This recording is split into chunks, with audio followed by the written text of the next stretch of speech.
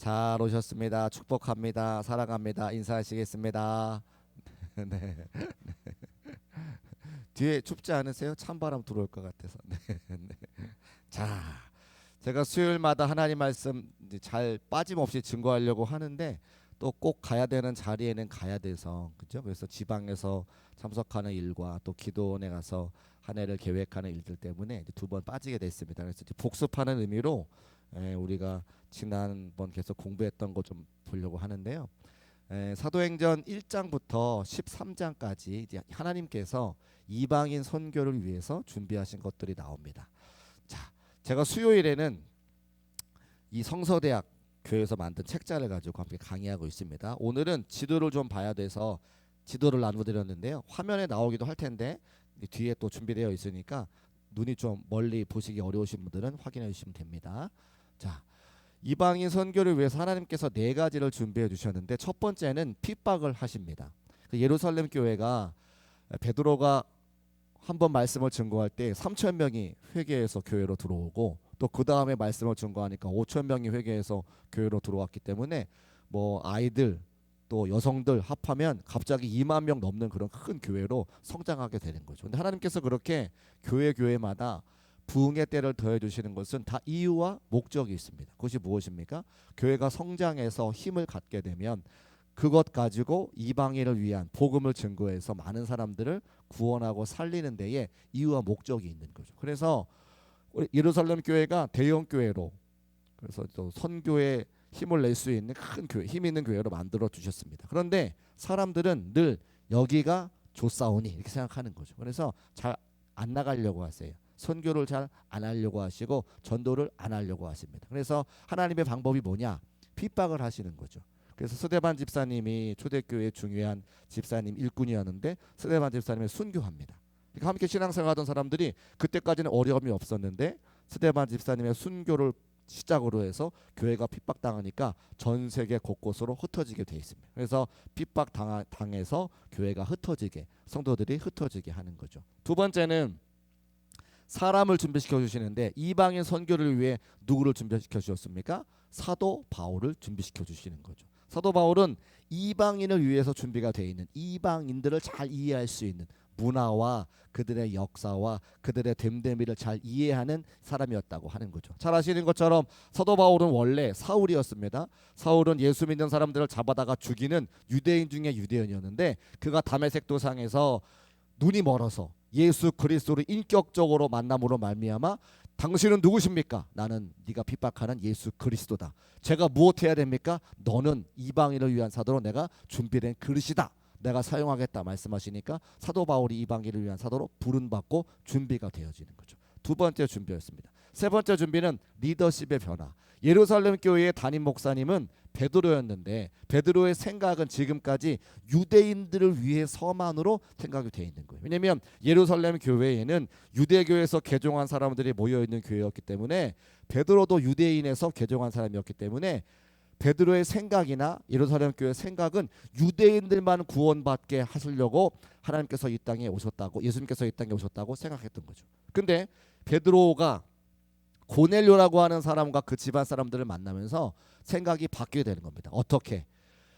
내가 거룩하다고 하는 것을 네가 더럽다고 하느냐? 베드로의 꿈속에 나타나셔서 하나님께서 직접 말씀하시는 거예요. 네가 이방인을 위해서 고넬료는 이방인이었기 때문에 이방인을 터부시 여기고 이방인을 마음속에 밀어내고 내가 그것을 위해서 준비하고 있는데 너가 감히 이방인을 더럽다고 이야기하느냐 이방인의 문화를 더럽다고 이야기하느냐 베드로에게 직통계시로 말씀하시는 거죠. 그래서 베드로 예루살렘 교회 담임 목사님의 생각이 바뀌게 만들어 주셨습니다. 그 네 번째로 예루살렘 교회가 흥왕하게 돼서 선교할 수 있는 그런 과정으로 만들어 가시는 거죠. 그게 우리가 1장부터 13장까지 하나님께서 초대교회가 예루살렘 교회가 선교할 수 있는 교회로 바꿔가시는 그런 장면들이었습니다.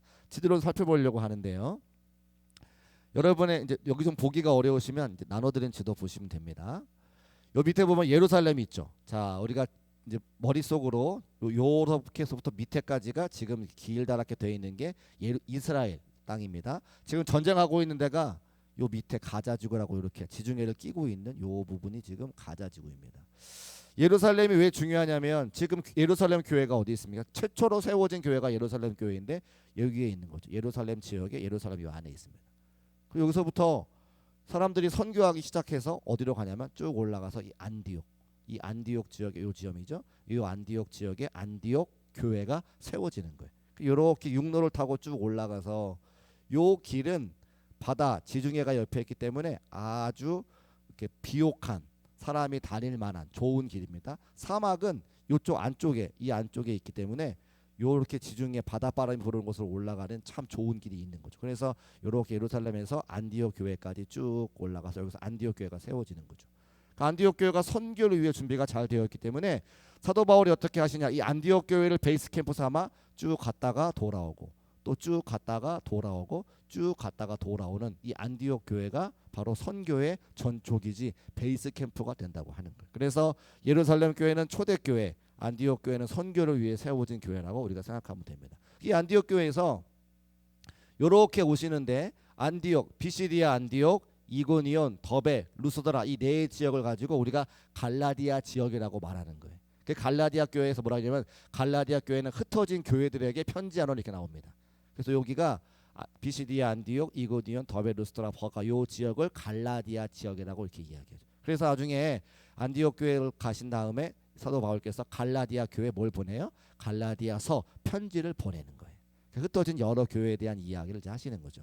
근데 갈라디아서를 읽어보면 우리가 아마 다음 주쯤에 강의를 같이 나누게 될 텐데 갈라디아서를 읽어보면 사도 바울이 굉장히 분하게 굉장히 분개하면서 편지를 막 씁니다. 왜 분개하느냐? 안디옥에서 처음 출발해가지고 첫 번째 만난 교회였으니까 마음이 더 간절한 거죠. 첫사랑은 더 죄송합니다. 제 아내가 저 뒤에 있어가지고 제가 지금 첫사랑은 생각이 나잖아요 이렇게 얘기하려고 하다가 저 뒤에 제 아내가 있어가지고 말을 잘못할 뻔했네요. 네. 여러분 첫사랑이 생각 나시나요 혹시? 예, 저는 아닙니다. 전 생각 안 납니다. 여러분은 생각이 나시죠? 사도 바울이 첫 번째로 세운 교회이기 때문에 아주 마음에 깊은 사랑이 있는 거예요. 그래서 잘 되고 부흥하기를 바라는데 이 갈라디아 교회에서 사도 바울이 갔다가 돌아왔더니 이 갈라디아 교회에 허탄한 사람들이 와서 다른 복음을 증거하는 거죠. 그런데 이 갈라디아 교회 성도들이 잘 배운 적이 없으니까 잘 훈련된 적이 없으니까 그 잘못된 복음에 넘어가 버리는 거예요. 그래서 아주 사도 바울께서 막 화가 나면서 이 갈라디아 교인들이요 그런 잘못된 복음에 넘어가면 어떡하느냐 이런 애절한 마음을 가지고 쓴 게 갈라디아서입니다. 갈라디아서 볼 때 나누겠습니다.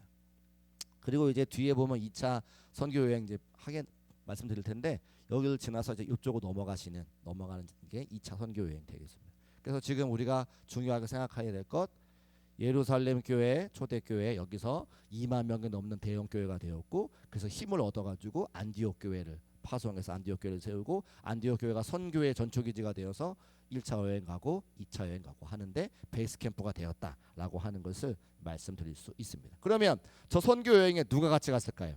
자, 기본적으로 사도 바울은 같이 갔겠죠. 사도 바울을 보증한 바나바라고 하는 사람이 같이 갔습니다. 또 이 바나바의 생질이었던 조카였던 마가 요한이 같이 갑니다. 그런데 마가 요한이 우리가 아는 것처럼 사도행전 2장에 나오는 마가의 다락방 큰 120명이 한꺼번에 들어갈 수 있는 큰 집을 소유한 그 마가 요한이라고 하는 사람이 부자집 도련님이니까 고생을 했어요, 안 했어요? 고생을 안 했죠. 근데 선교 여행은 고생스러워요.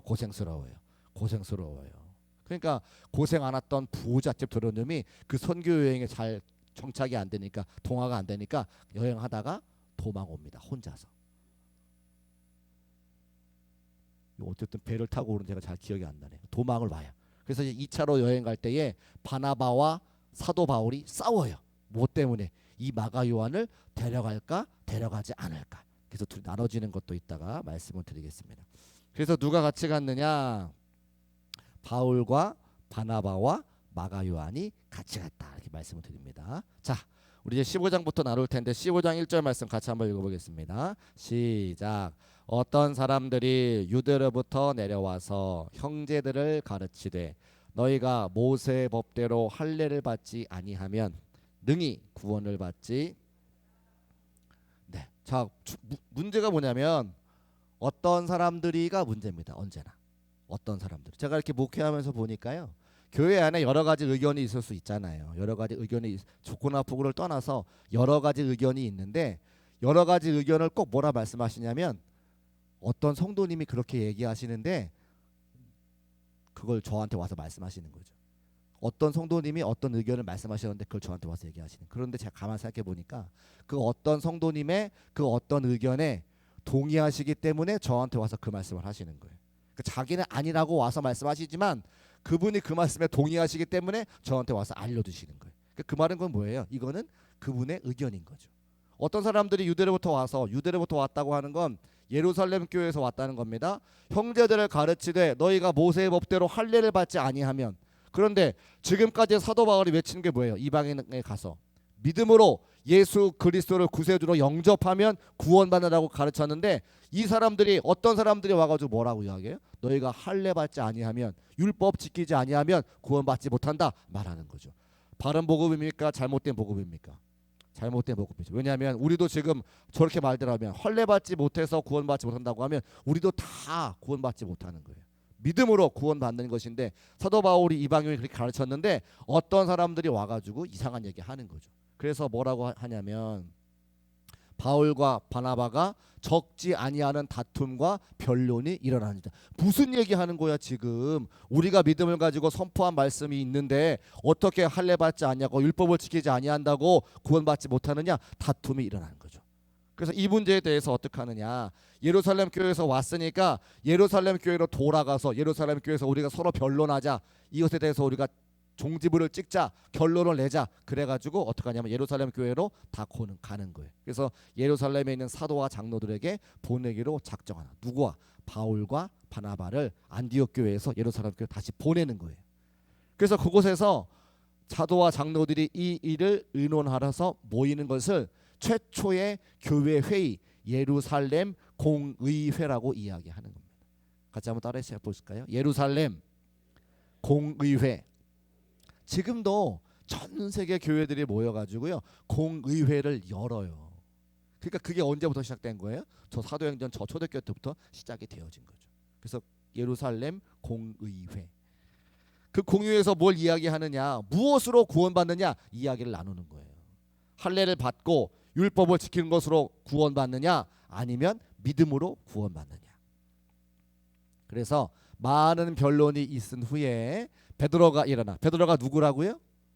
베드로가 예루살렘 교회 담임 목사. 베드로가 일어나 말하는 거예요. 형제들아, 너희도 알거니와 하나님이 이방인들로 내 입에서 복음의 말씀을 들어 믿게 하시려고 오래전부터 너희 가운데 나를 택해서 내가 말씀을 전하면 수많은 사람들이 구원받지 않았느냐. 베드로가 이제 아까 말씀드렸던 것처럼 하나님의 직통 계시를 받아서 이방인도 구원받을 수 있다라고 하는 것을 딱 선포하는 거죠. 그래서 예루살렘 교회 성도들이 생각이 싹 바뀌는 거예요. 담임 목사님이 이방인을 위해서 구원하자, 우리 같이 선교하자, 저들도 믿음으로 구원받을 수 있다라고 말하니까 교인들의 마음이 바뀌는 거예요. 그래서 사도 베드로께서 예루살렘 교회 담임 목사로서 선포합니다. 두 번째, 이 베드로의 이야기예요. 믿음으로 그들의 마음을 깨끗하게 하사. 무엇으로? 믿음으로. 할례가 아니라 율법이 아니라 믿음으로 그들의 마음을 깨끗하게 하사 차별하지 아니하셨다. 그러나 우리는 그들이 우리와 동일하게 주 예수를 은혜로 구원받는 줄을 믿는다. 이제 우리는 그들도 우리와 함께 믿음으로 구원받는 것을 함께 고백하자 이렇게 이야기하는 겁니다. 그리고 나서 누가 또 일어나느냐? 야고보가 일어나요. 여기서 말하는 야고보는 누구냐면 예수님의 동생 야고보가 일어나죠. 그래서 지금 이 베드로라고 하는 예루살렘 교회 담임 목사님이 일어나고 예수님의 동생 야고보가 일어나서 이야기를 하니까 모든 성도들이 다 이 말에, 이방인들이 믿음으로 구원받는다고 하는 이 말에 다 동의하기 시작하는 겁니다. 그런데 야고보가 무슨 이야기를 하시냐면 형제들아 내 말을 들으라. 다만 우상의 더러운 것과 음행과 목매어 죽인 것과 피를 멀리하라고 우리가 함께 권면하자. 무슨 이야기냐면 이방인들의 문화가 다르잖아요. 우리 교회에 새가족들이 오시는데 새가족들이 오시면 교회의 문화를 잘 모르니까 그래도 우리는 교회 올 때에 의복을 잘 갖춰 입잖아요. 왜? 하나님 앞에 나와서 예배드리는 거니까. 슬리퍼 신지 아니하고 반바지 입지 아니하고 소대나시 입지 아니하고 그래도 좀 차려서 입고 오잖아요. 그런데 이 사람들은 그걸 모르니까 우리식으로 말하면 슬리퍼 질질 끌고 오고 껌 짝짝짝 씹고 소대나 씹고 와가지고 예배를 드리는 거예요. 그러니까 야고보께서 말하는 거죠. 그런데 믿음으로 구원받는 것은 맞는데 거룩한 삶을 살기 위해서 우상 숭배하지 말고 음행하는 거 하지 말고 더러운 피 먹는 거 하지 말라고 우리가 권면하자, 가르치자 이야기하는 거예요. 그래서 구원은 하나님의 은혜로 믿음으로 받는 것이지만 신앙생활의 거룩한 것을 가르치고 권면하라고 우리가 함께 이야기하자. 그래서 이렇게 결정이 딱 됐어요. 그래서 이제 어떻게 해요? 며칠 후에 바울이 바나바더러 말하되 우리가 주의 말씀을 전한 각 성으로 다시 가서, 지금까지 말씀을 증거했으니까 믿음으로 구원받는 거 다시 선포하고, 그러나 세 가지, 우상숭배, 그다음에 음행하는 거, 피 먹는 거 하지 못하게 다시 가르치는 거죠. 그래서 또 가는 거예요. 그 내용을 이제 이야기하는데, 그 내용을 이제 얘기할 때 제가 말씀드린 것처럼 15장 39절 말씀 우리 같이 한번 읽어보겠습니다. 시작. 서로 심히 다투어 피차 갈라서니 바나바는 마가를 데리고 배 타고 구브로로 가고. 왜 다툰다 그랬어요? 마가 요한이 지난번에 갔다가 도망쳤는데 이 사람을 데리고 갈까 말까 싸우는 거예요. 사도 바울은 성격이 대쪽 같아서 이제 안 데려가. 얘 한번 도망쳤으니까 얘 안 돼. 사람은 고쳐 쓰는 거 아니야. 이러면서 이제 안 데려가는 거예요. 그런데 바나바는 입장이 다른 게, 바나바는 생질이니까, 작은 아버지니까 어쨌든 한 번 더 기회를 주고 싶은 거죠. 그래서 어떻게 하느냐? 바울은 신라를 데리고 가요. 바나바는 마가 요한을 데리고 가요. 그런데 성경이 누구를 따라가느냐? 사도 바울을 따라가는 거예요. 성경에는 사도 바울의 일정만 기록이 돼요. 그리고 이제 바울이 쭉 가다가 15장 끝나고 16장 1절에 우리 한번 보겠습니다. 우리 16장 1절 같이 읽어볼게요. 시작. 바울이 더베와 루스드라에도 이름에 거기 디모데라는 제자가 있으니 그 어머니는 믿는 유대 여자요 아버지는 헬라인이더라. 아멘. 더베라고 하는 지역에 갔는데 거기에 믿을 만한 좋은 믿음을 갖고 있는 디모데라고 하는 사람이 있어서 디모데와 함께 여행을 떠나기 시작합니다. 그러니까 바울의 팀이 4명이 딱 갖춰진 거예요. 일단 사도 바울, 그 다음에 사도 바울이 선택한 실라, 그 다음에 지금 말하고 있는 디모데라고 하는 믿음 좋은 제자 디모데, 그리고 이것을 기록한 누가 의사 누가가 4명의 팀이 되는 거예요. 그래서 이 3명이 돌아다니는 이야기를 누가가 잘 기록을 해서 나온 게 사도행전과 누가복음. 자, 그래서 4명이 이제 한 팀이 되었는데, 저 디모데라고 하는 제자가 따라가는데 선교팀에 동참을 하는데 아주 중요한 스토리가 한 가지 있어요. 저 더베와 루스드라에서 사도 바울이 복음을 증거하다가 쫓겨났어요.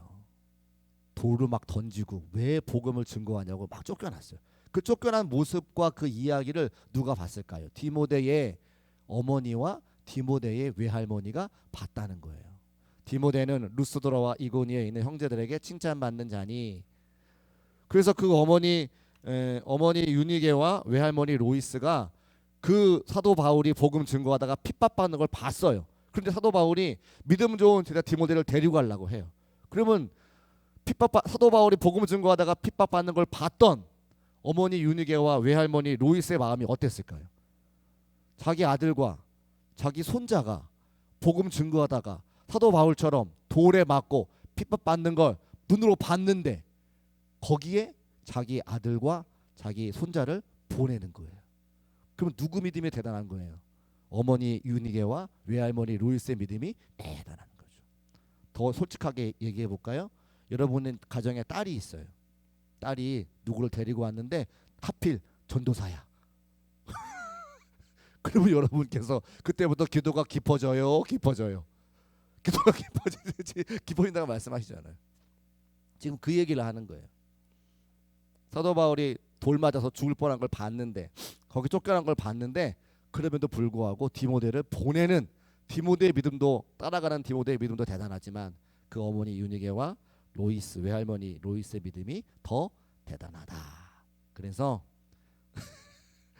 딸님들이 계신데 전도사님을 데리고 오면 아무튼 기도 열심히 하세요. 기도 열심히 하시고 믿음 따라 믿음대로 하시기를 부탁을 드립니다. 그 이야기를 제가 오늘 드리고 싶은 거죠. 자, 그리고 나서 사도 바울께서는 복음을 증거하고 갈라디아 지역의 복음을 증거하고 같은 아시아였던 에베소의 복음을 에베소의 복음을 증거하고 싶어 하세요. 넘겨서 볼까요? 네. 여기. 자, 이게 2차 전도 여행인데 아까 말씀드린 것처럼 예루살렘 공유회가 끝난 다음에 안디옥 교회까지 가서 여기서 첫 번째 복음을 증거했던 갈라디아 지역에 너희가 우상 숭배하지 말고 음행하지 말고 핏째 먹지 말아라 가르친 다음에 어디로 가기를 원하냐면 이 에베소 지역, 육로를 따라서 에베소 지역으로 가고 싶어 했어요. 같은 아시아권이니까. 여기까지는 아시아고 여기부터는 이제 유럽입니다. 그런데 이 왜 아시아 에베소에 가고 싶어 했냐면 저 에베소 지역은 항구가 있어서 거기에 무역이 활발하죠. 무역이 활발하면 뭐가 많이 돌아요? 돈이 많이 돌아요. 돈이 있는 곳에 뭐가 있어요? 사람이 있죠. 또 돈이 많고 사람이 있으면 뭐가 발달해? 문화가 발달해요. 그래서 사도 바울이 여기까지 와서 에베소에서 복음을 증거하면 이 에베소에 온 사람들이 복음을 듣고 자기 나라에 돌아가서 다 복음을 전하겠구나. 전 세계에 금방 하나님의 복음이 전파되겠구나라고 생각하고 이 에베소에 가기를 원합니다.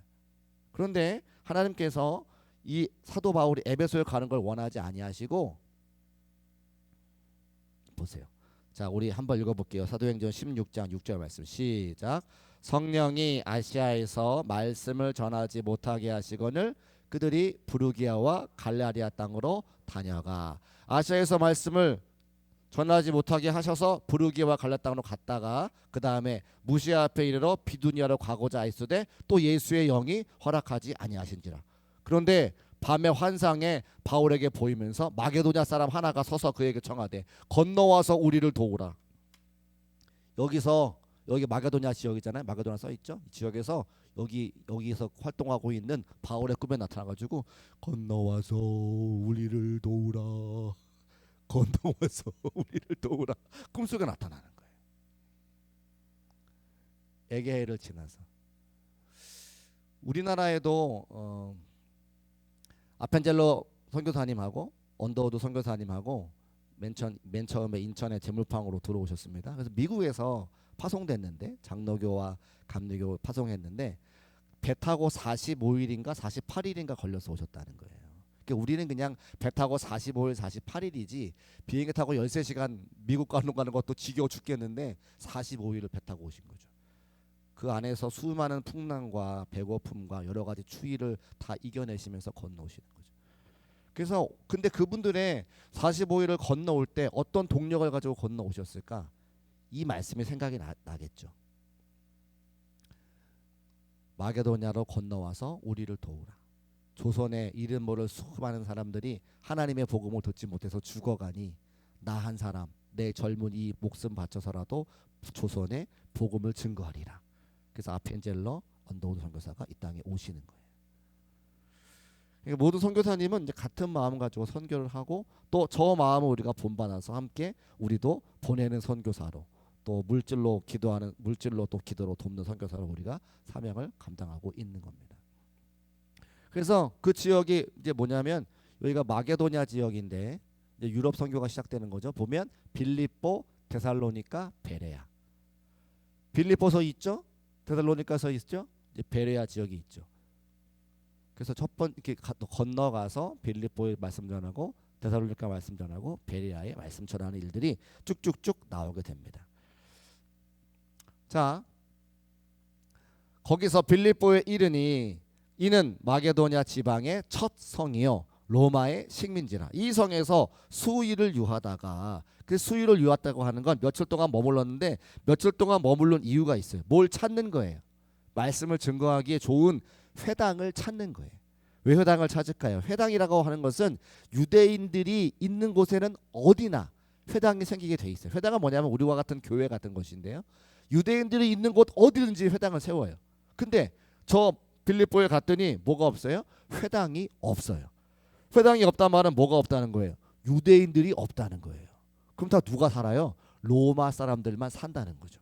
그 왜 로마 사람들만 사느냐?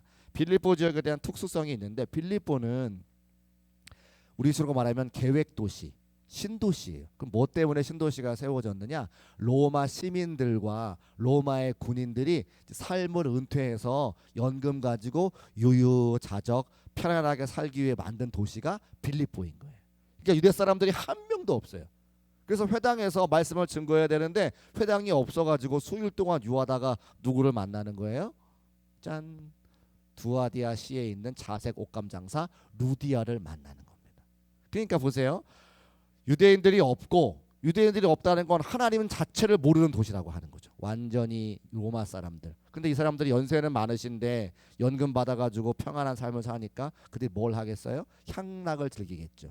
먹고 마시겠죠. 향락을 즐기고 먹고 마시면 반드시 여기 이렇게 빗자루를 단 여자들과 음행을 하게 돼 있습니다. 술 마시고 노름하고 여자 찾고. 그래서 아주 타락한 도시. 거기가 빌립보. 그래서 빌립보에 저 자색 옷감 장사도요. 지금으로 말하면 보라색인데 보라색 염료를 얻으려면 굉장히 비쌌어요. 왜냐하면 달팽이 혹은 이제 조개 같은 그 안에 끈적끈적한 물질을 가지고 자색 옷감 그 염료를 만드는 저 원료인데 그것을 뭐 2,000마리, 2만 마리 잡아야 몇 그램이 나온다는 거예요. 자색이라고 하는 것을 아무나 입을 수도 없었고 로마 시민의 군인이나 로마 시민이 은퇴해서 연금을 받는 높은 사람들만 돈 있는 사람들만 저 색깔을 얻을 수 있다는 거예요. 그러면 루디아가 돈이 많겠습니까? 돈이 많겠습니까? 돈이 많겠죠. 부자죠. 그 옷감 만드는 사람이니까. 그래서 기술력과 재력을 갖고 있는 루디아를 만나서 그 말씀을 복음을 증거하고 그가 마음을 열어 바울의 말을 들어 루디아와 함께 이제 교회를 세워가는 거예요. 자, 근데 루디아가 여성이니까 여성이 여성에게 말씀 전하기 쉬워요. 여성이 남성에게 말씀 전하기 쉬워요. 여성이 여성에게 말씀 전하기 쉬우니까 빌립보 교회가 남성이 많을까요? 여성이 많을까요? 여성이 많죠. 여성이 많으면 좋은 점도 있고 좋지 않은 점도 있는데 좋은 점 뭐가 있을까요?